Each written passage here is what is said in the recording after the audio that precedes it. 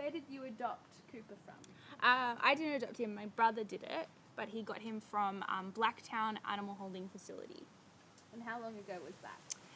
So I think we got him when he was about 3 months, and he'd be about 7, 8, 9 months now. Oh, so yeah, earlier this year, about 5 months ago. He's still a little pup, so he's a big pup, but. And why do you think your brother chose to adopt instead of buying a dog? Well, my other 2 dogs aren't adopted, but we've had them for a really long time. And my auntie, who is also going to be part of this documentary, she has done a lot of work with this organisation called Monica's Doggy Rescue.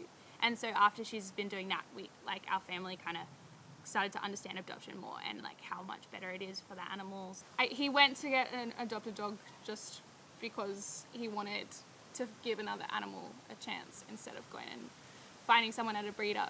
So yeah, he just wanted to. And then when he found Cooper, he just fell in love with him instantly. They're best friends. And Cooper always whimpers when he leaves the house. He is always crying and sitting outside his bedroom door. So yeah. Did your brother know anything about Cooper before he adopted him? No, not really much. Because they at the shelter they were like, "Oh, you got Cooper. He's the barky one," and he hadn't heard him bark at all. He was like, "I thought he was really quiet." So not much. We know that he was a stray. So we think he was just from a stray litter. And yeah, but we've had to learn a lot about him, I guess. He is a barky dog. We have found that out. But he's not too bad. He's not too loud. And did he need a lot of time to adjust coming to the new home? So he didn't take long to adjust, but because we have the 2 other dogs, and so we've got my dog Nikki, and she's very placid, but she doesn't like puppies. So she took a while to adjust to him. And then Guinness, because he's another male dog, and he was a bit wary at first, but then they became best friends really quickly. So yeah, there was a small adjustment period, but now everyone's fine, and even Nikki kind of doesn't get annoyed by him anymore. Well, she gets annoyed, but not as much. So Nikki and Guinness, are they also foster dogs? So Guinea we got from a breeder.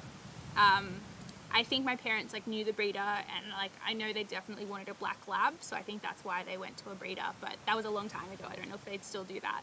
And then Nikki was our first dog, and we actually got her, she's a golden retriever, we actually got her straight from the people who breed show dogs, but she was too placid to be a show dog, so yeah, we got to take her. We got her when she was about 1, and they'd tried to work on her, but she just wasn't into it. She's always been lazy, and now that she's old, she's even lazier. So do you know where the dogs go normally if they're not selected to be show dogs? Are they normally adopted? Well, yeah, I think they're usually adopted because they're all purebred as well. People want purebred dogs, I suppose, which I personally don't really understand. But yeah, people have that idea of, especially with a golden retriever, the idea of what a golden retriever is like, and they're friendly dogs, and they're very beautiful as well. They've got the beautiful golden coats, and yeah, I don't think that they would have much trouble getting the dogs adopted from somewhere like that. Would you recommend definitely adopting over buying it from a breeder? Yeah, of course.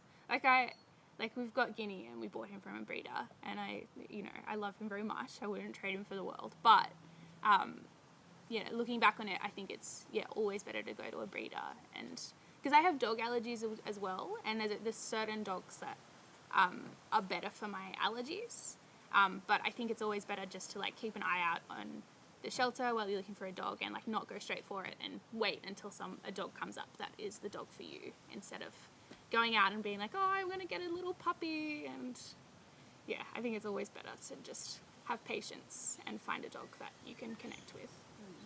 Before your brother met Cooper, did he have any idea about what type of dog he wanted? Or? Well, yeah, he actually wanted to get an older dog like our other 2. And obviously Cooper is not an older dog.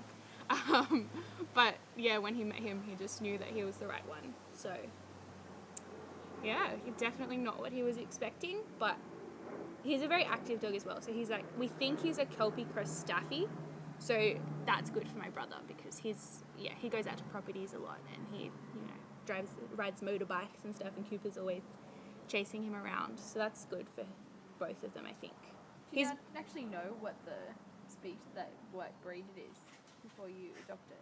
Well, no, no way of knowing? because you can go to the vet and do like a genetic test, but it costs quite a bit of money, and I don't know, we don't really mind. We like him the way he is. He's fine. We've heard a lot of stuff, but we're pretty sure he's somewhere between a Kelpie, a Staffy, and a Lab. But yeah, Perfect. we don't know. Somewhere in there. Yeah, I think he's a Kelpie Staffy, but I'm not sure. Sometimes you look at him and he looks just like Guinness with those lab eyes. So I'm not sure. The other thing I wanted to say is that my brother, since he's adopted him, he's been a way happier person. He was like, I was always worried about his mental health. I was like, because he's always he hasn't been depressed or anything, but he's just always on edge and really, he gets angry really quickly. But since we've got Cooper and he's been, walking him every day and, had I don't know, I guess he's a really introverted person. And so having that downtime with a friend, but he doesn't have to talk to the friend. It's I think, yeah, he's really done a lot of good for my brother. So, yeah, and they wouldn't have found each other if it wasn't for adoption.